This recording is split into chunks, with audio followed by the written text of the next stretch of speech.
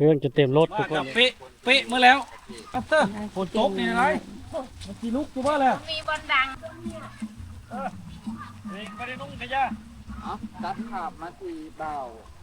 วิถีชีวิตคนไทยบ้านนะผมกำลังแจกน้ำ3 หลอด25 โลบ่เอ่ยโอ้ เพิ่นเอาตู้ผ้ายามกลางคืนเนาะมันเปียกฝนตกห่ำแล้วก็บ่มีผ้า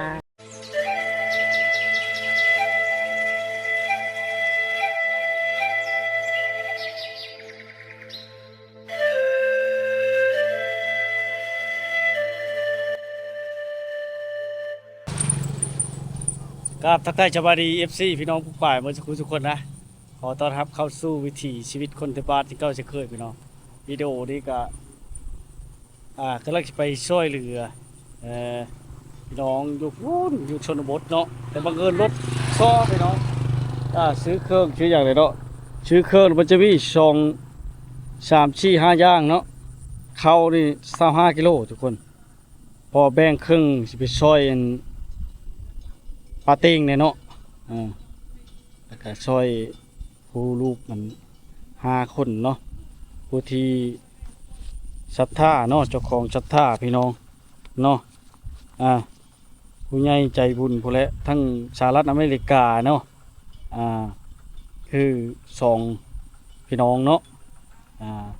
สาวแนนซี่เนาะผู้ที่1เนาะผู้ที่2ก็สาวแอนนาเนาะน้องชัดท่าจะเดือนเนาะทางสหรัฐอเมริกานะอันนี้ชีกับสาวแอนนาทุกคนเนาะก็มีมุ้งเนี่ยเข้าแล้วก็มีปลากระป๋องเนาะซาดได้ผ้าห่มพี่น้องเนาะไข่นำบ่ได้ซ้ำทุกคนเลยเงินบ่พอเนาะเนื่องจากว่ามันจำนวนเงิน150 เหรียญเนาะแต่ว่ามันได้โบกกับมันพี่น้องที่อยากซอยนี่เนาะผู้ที่ประสบภัยไหม้เนี่ยไฟไหม้เฮือนเนี่ยพี่น้องแล้วก็ผู้ที่ประสบอันนั้นเนาะประสบความทุกข์ยากเลยพี่น้องผู้หนึงก็ตาบอดผู้ที่สองก็แนมบ่ผู้ที่3เนาะตาบอดผู้ที่4ก็แนมบ่เห็นนะ4เฮือนพี่น้องศรัทธาเนาะจำนวน150 เหรียญก็แบ่งกันทุกคนเครื่องกันเนาะขอบใจเด้อโอ้เป็นอะไรเฮ้ยมันเป็นยังเฮ้ยกระต่ายมันเกี่ยวรุ่นนั่นเข้าไปมันก็บ่อยู่เขาตลาดเมื่อกี้ก็ซื้ออยู่หูกระต่ายว่าสิไปเปลี่ยนอยู่เรือนคิดว่ามันสิขี่ไปได้ไปไกล เฮ็ดได้บ้านนี้เราไปกลับไปเอาเครื่องบ่น่ะ บ่ได้อยู่ซื้อมาอยู่นี่เด้หูกระต่าย โอ้ นี่อันนี้ก็ทีมงานยูทูบเบอร์เนาะบ้านน้องพะเลาะทุกคน โดยสบายดี รถซ้อแหละรถห่างๆแต่ใจมากเนาะ ว้ายมักใจติ นี่ครับติบข้าวติบน้ำไปน้ำเนาะสบายดี ไปดีส่งจอยปริญญาลูกสาวนา เข้ามาติดตามให้กำลังใจเด้อพี่น้องเนาะ สะพานบุญน้ำเบาวิถีชีวิตคนไทยบ้าน เป็นชาวบ้านบุญให้สาวแอนนาวันนี้เนาะกับสาวแนนซี่พี่น้อง2 คนพี่น้องทางสหรัฐอเมริกาเนาะศรัทธาจะเกยเดือนแต่ว่าบีแบงน้ำใจเนาะสาวแนนซี่กับสาวแอนนานะจำนวน1ทุกคนเนาะไปให้ยังก็กล้วยบ่ไอ้นวล นวลเนาะไอ้นวลพี่น้องไอ้นวลเนาะไปกับทีมงานวันนี้กันป้านุ่งพาเลาะรถซ้อทุกคนจูงไปใช้นี่นะ ไปห้า เดี๋ยวห่าน3 แยกแถวศาลาเด็ด ไป จะไปลำล้างโอ้ยรถซ้อมันนี่เกิดปัญหาติดขัดนิดนึงทุกคนยิ้มแรกดิ เครื่องจะเต็มรถทุกคนเลยไม่มีวันนั่งเครื่องแตกเนาะรถซ้อทุกคนรถเพ่เนาะแก้กันมาบางเรื่องนี่คาจนคัดมาเนาะเต้ห้ากันจะไปใช่ผู้ชายเต้พอดีแห้งงามเลยทุกคนเสื้อลายเนาะแน่มาให้ผู้บ่าวเห็นดีกว่ามินนะอยู่บ้านเลยนะพ่อ บ้านขับมาเนี่ยบ่ย่า โอ้ลิ้นโตขนาดนี้น้องเนาะยอดครับรถซอเลยพี่น้องเอ้ยมื้อนี้เดินทางมาช่วยเหลือพี่น้องอยู่พูนในชนบทพี่น้องเฮ็ดให้ยุ่งยากพี่น้องไปช่วยเหลือไอ้โน่นเนาะพี่น้องจะท่าทางอเมริกานะ เรียบร้อย เพราะว่ามันไม่หานซ้อมแปลงเนาะอีล่าอีเรือออกมาจากรถเป้กิโล2 กิโลไปเลยทุกคนไอเอฟซีผู้เลยใจบุญกับซอยบ่นุ่งพะเลาะเลยเนาะตอนนี้ รถหางเลยพี่น้องเลย สาธุ ลุยชนบทตลอดมุ่นมาเลยรถเพิ่นก็ได้ รักเก่าเท่านี้ สู้ใส่ชูอ่า สู้คือเก่าแล้วพี่น้อง เดี๋ยวหลังจากแปลงแล้วก็เดินทางต่อเนาะบ่น้องเนาะ แมน วันนี้ก็เดินทางมาแต่เช้าๆทุกคนเนาะกะเกมเครื่องของในตลาดเมืองชนเนาะเพื่อสิออกมาเพอบังเอิญสิรถปัดซอยได้กราบขึ้นมาอีกทุกคนมันบ่มีนะเนาะบ่มีหานซ่อมแปลงนะมาหานหนึงกับเจ้าของหานเขาบ่อยู่เนาะพอดีจูงกันมาอีก แมนตลอดได้ จูงกันมาฝนก็ตกบาดนี่ทุกคนเด้ออ้ายเป่าเข้าแล้วสิไปบาดนี่ นั่นแหละทุกคนเลยโอ้โอ้ยฝนกระทบว่านี่เป่าเขาเช็ดเป่าเขานี่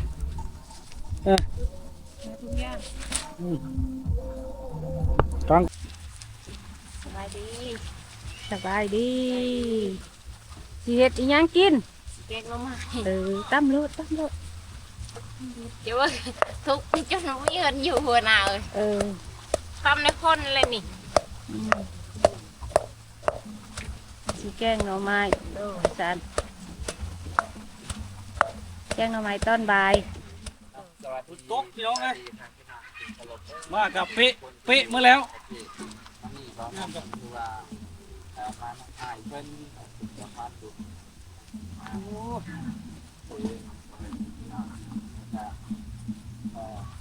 คนผ้าบ่เป็นใจคนใดมาเนี่ย สบายดีได้มากับช่องยัง สบายดีบ่าวนุ่งพาเลาะเด้ ช่องบ่าวนุ่งพาเลาะ เอื้อยเด้ จอยปริญญาลูกสาวหน้า อ๋อ มากับช่องวิถีชีวิตคนไทยบ้าน อ๋อ2 คนเลยนะไปขอไปทางไหนคนฟ้าบ่เป็นใจมานี่แต่ว่ากระใจสูงคือเก่าเนาะ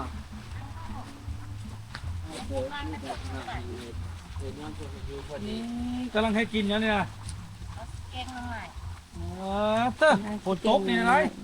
มันกี่ลุกกูว่าแล้ว มีบอลดัง โอ้ยเอื้อเพิ่นกำลังสบายดีเอื้อย ไปดิ โอ้ยสบายดีเฮ็ดอยู่เฮ็ดกินหยังเนาะใส่เบิ่งนี่นะ แล้วมองแล้วพุ่นกันเด้อ ใส่ปลาหยังนี่ เตะหอมน้องเลยเด็กบนนอนน้องบ่น้องนอนบ่ เพื่อน ผู้ สา ล่างบ่ บอลอยู่บอลพักเศร้าบอล พี่น้องเลย พักใส่ ค่าบัตรก็บ่ได้ซื้อทางเงิดเลยเงินจ้ะเดี๋ยวนะเราปลาเข้าก็เดี๋ยวโอ้ยนี่แหละบ่อยู่บนนอนนะ5 คนพี่น้อง6ทั้งนี้ หัวเมื่อเล่นเมื่อวาน เบิ่งสิไปเบิ่งทางในอันเขาว่าหัวเอ้ยเพิ่นว่าหัว เปิดดูหมอแกล้งเลยแหละเจอสิแกล้งก็เอาลงโลดเขาเบื่อแกล้งมากใส่ปลาโขเอามาแต่ใส่ปลาโข ไม่เท่าเอาหาย ไม่เขาเอาให้ ลำบากต้องแบบนี้เด้อ ลำบากเด้เฮือนซ่านเพิ่นก็ได้บนอยู่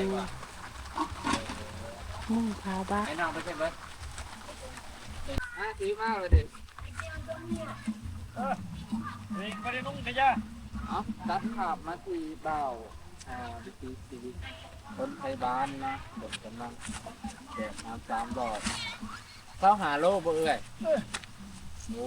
แบ่งครึ่งเลยดิ เจ้าหาลูก 25 โล จะ แบ่ง ไป ครึ่ง ให้ปูนกับพ่อตาไปนั่น โอ้ให้เอ้ยเพิ่นตาบอด ไปปิ้งตาบอดอยู่ผม ของสารได้บ่แม่นเบาๆได้ไหมพี่น้อง แต่พันเบาลงเนี่ยก็บ่อยากแพ้ปานใดเอาไปข้างในเลย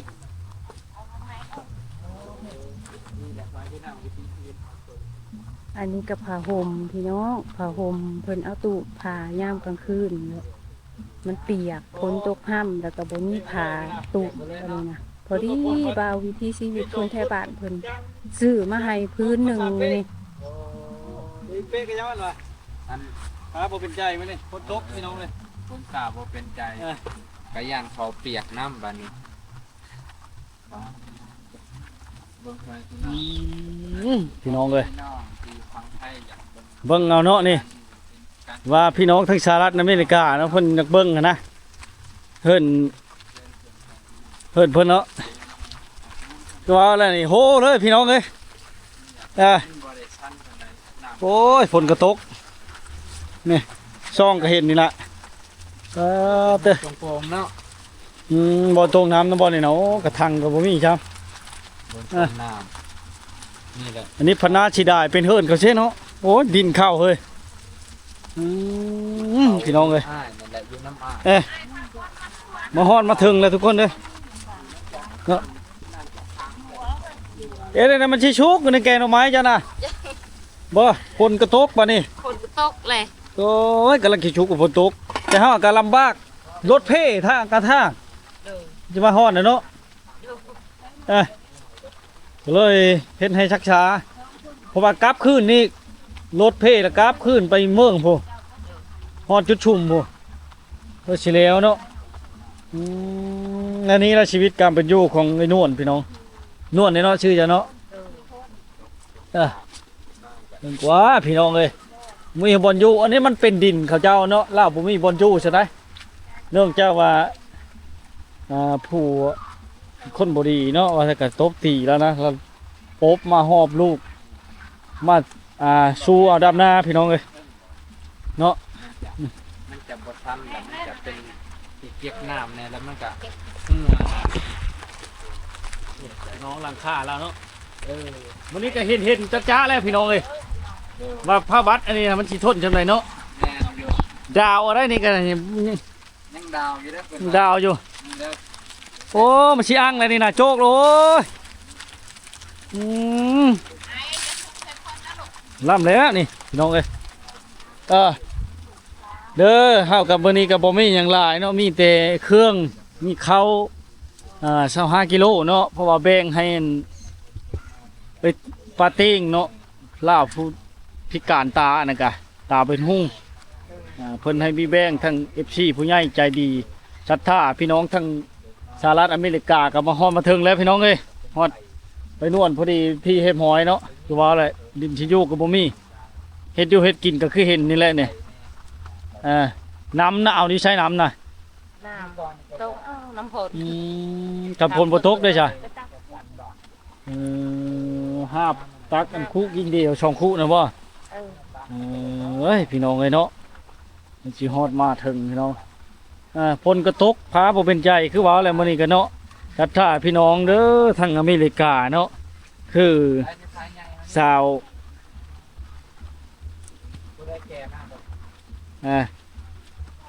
สาวนะเนาะสาวเอ็นหน้าเนาะศรัทธาเนาะเจ้าศรัทธาเนาะสาวเอ็นหน้ากับสาวแนนซี่พี่น้องเนาะศรัทธา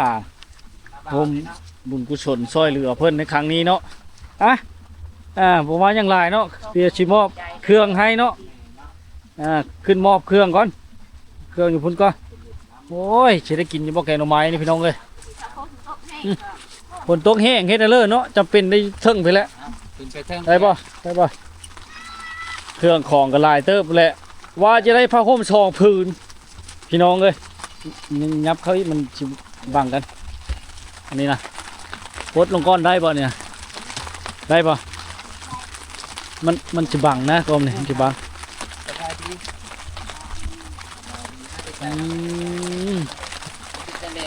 2 3เอ้า2คนไปทางใดฮะพี่น้องขึ้นมาพี่ละนี่ขึ้นทางนี้ได้ป่ะ โอ้ยบ่มีโหคันไดขึ้นเนาะบัดจอนอยู่พี่น้องเอ้ยว่าสิได้เชื่อนุ่งก็บ่ได้ช้ำเงินก็หมดก้อนเฮ็ดเลยมันบิแบงเนาะนี่แหละพี่น้องเอ้ยมีผ้าห่มเนาะมุ้งผืนเนาะข้าวสาร25กิโลนะเกือบเป๊ะข้าวสารก็ได้เอาชุดกันฝนปกเอานี่มุ้งนี่มีบ่มุ้งกะ มึงน้อย บ่มีช้ำบ่มุ้งใหญ่ได้ตัวนี้คือสิห่มก็อยู่นี่บ้านใหญ่นี่มุ้งนี่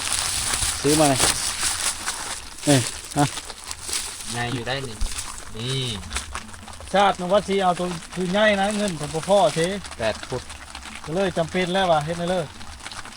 เป๊ะช้ำเด้อชาติให้เป๊ะได้ไร ตากกันเด้อ ตากก่อนเด้อพอดีเลยปลูกวันบ่หุ่มนี่ แล้วอย่าลงเหยียบได้มั้งนี่นะไปพี่น้องกันลงเหยียบเลยจะมาหัวซัดแล้วนะ โอ้สถานที่บ่เหมาะสมเนาะพี่น้องนับใกล้ๆมันบัง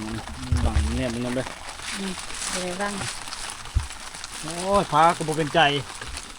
ให้แต่ฝนตกบ่แห้งเนาะมื้อก่อนน่ะโหว่านี่น่ะ โอ้เพื่อนนี่เอากระซามโตง เอากระซ้ำตุ้งคู่ตุ้งจักจะตุ้ง ปุ๊หันแล้วโตงกระ ตุ้ง ซาม ทั้งกันถือว่าได้เลยเนาะอันนี่เนาะถ้าใจายก็จะได้ช่องแก๊สมีก็ได้บ่ได้ช้ำมีนี่มันจะเป็นราคาแพงกันหมดเนาะ มาไป มาม่า สับ หมูสับอันนี้ขนมมาเลย แอฟเซ ขนมก็ตัวมันดีได้เพราะว่ากินต่างข้าวได้กับปลากระป๋องนี่ โอ้สอง ผมสามไม่พอไม่คู่ไอ้ชันนี้แหละ สามครัว นี่แหละเงินชัดท่าจากนั่นเด้อมาฮอดมาถึงแล้วเนาะชัดท่าจากพี่น้องทั้งสหรัฐอเมริกานั่นก็คือสาวเนนซี่เนาะผู้ที่หนึ่งเนาะผู้ที่สองก็สาวแอนนาเนาะแล้วก็ร่วมฝากเงินมาพร้อมผ่าไอเดือนเนาะน้องจากสหรัฐอเมริกาเนาะกลับมาฮอดมาถึงเลยเด้อพี่น้องเด้อมีข้าวจำนวน25กิโลเนาะเพราะว่าอีก25กิโลน้ำแบ่งเพิ่นปลาเต้งเนาะปลาเต้งเพิ่นอันตาเป็นหุ่งนั่นพี่น้องเลย ดิกัน เนาะ ดิกันเปลี่ยนแบตกันแบตด้วยกัน เนาะแล้วก็คือเห็นนั่นแหละมีเนี่ยเครื่องจะเล่ทูบเนาะกับปลากระป๋องพี่น้องอยู่ในฮะปลากระป๋องกับปลาห่ม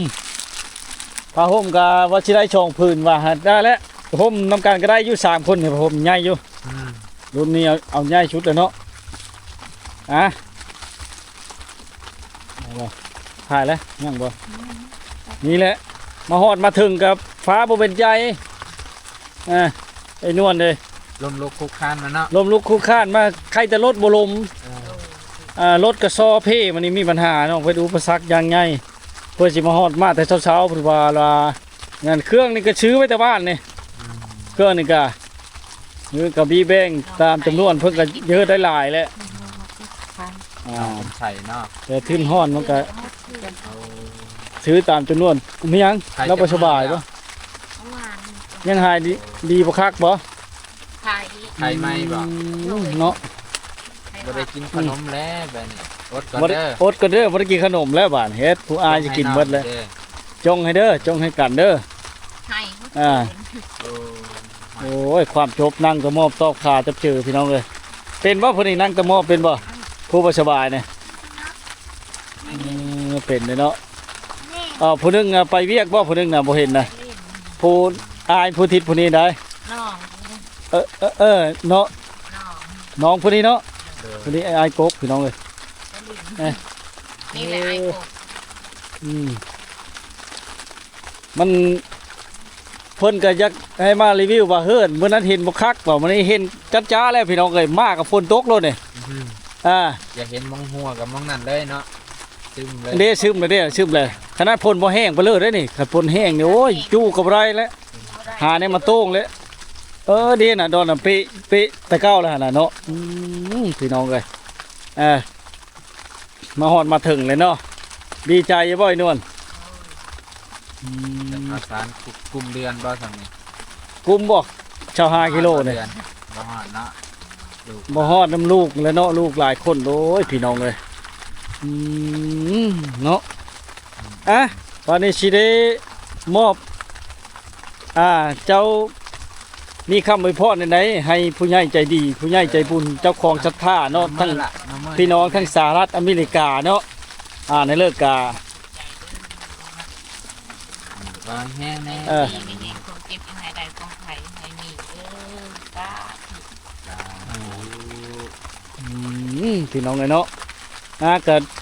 พวกนี้ได้เป็นบ่าวเนี่ยบ่เป็นโอ้ยเนาะก็ดีมกดีใจหลายๆพี่น้องเลยเนาะ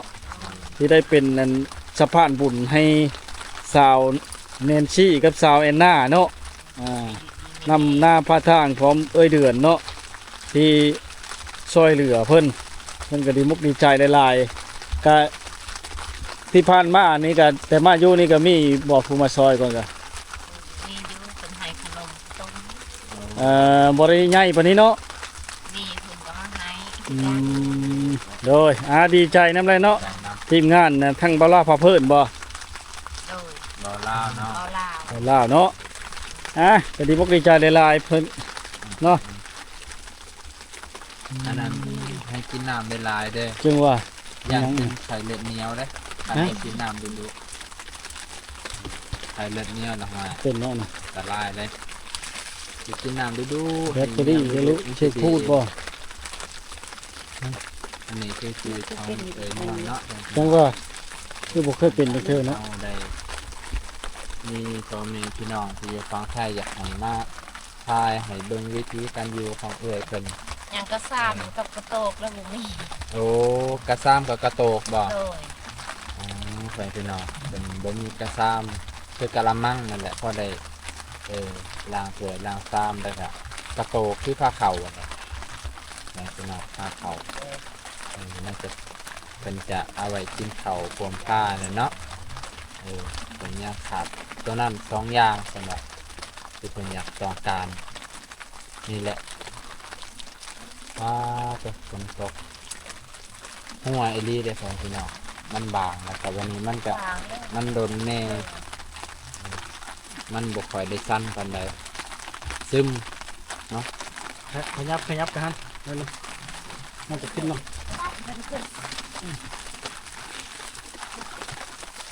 บ่หักเนาะ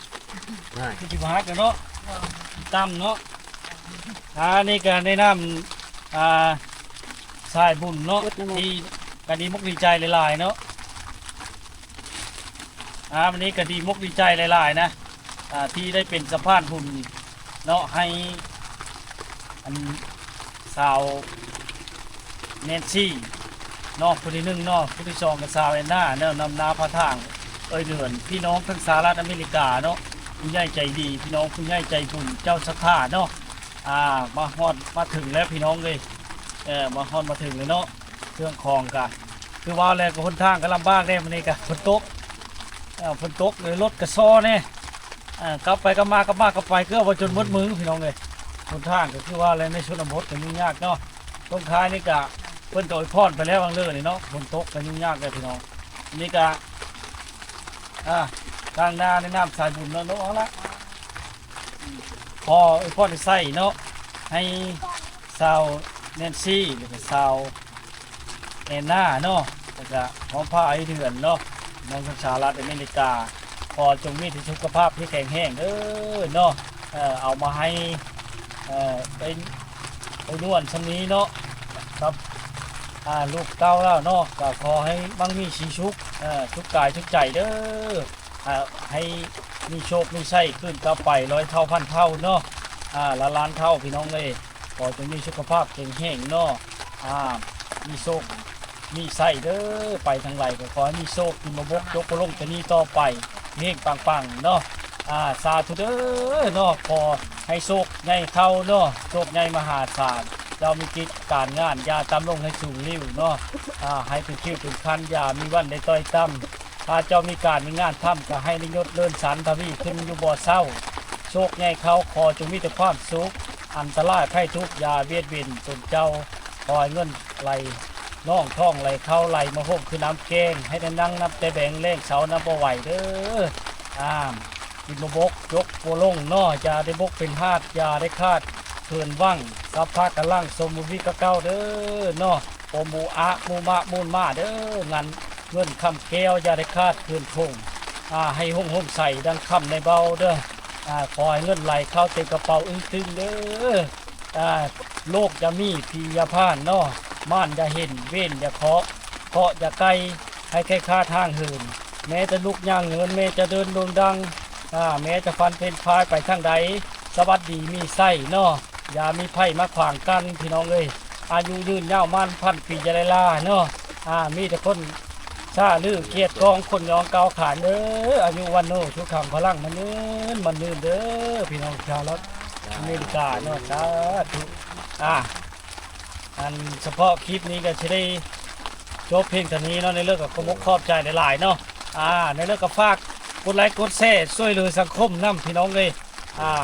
พี่น้องเฮาเนาะคือเห็นนั่นแหละเพิ่นเราก็แล้วยังลำบากหลายคาดคืนลาหลายอย่าง นับแต่ดินดอนตอนหญ้าก็บ่มีมาใส่ไฟพึ่งนำไทยบ้านเนาะคือว่าแล้วนี่ฮ้อนมาเพิ่งเย็นพี่น้องเอ้ยลูกก็5คนเนาะเครื่องชุนุ่งเลยยังบ่เพียงบ่พอเนาะผ้าห่มก็ยังบ่คู่กันยังไข่ได้มุ้งมาพื้นนึงมื้อนี้ นี่ก็ ได้ ขาด แล้ว ได้ส่ง สิได้แล้วมุ้งนี่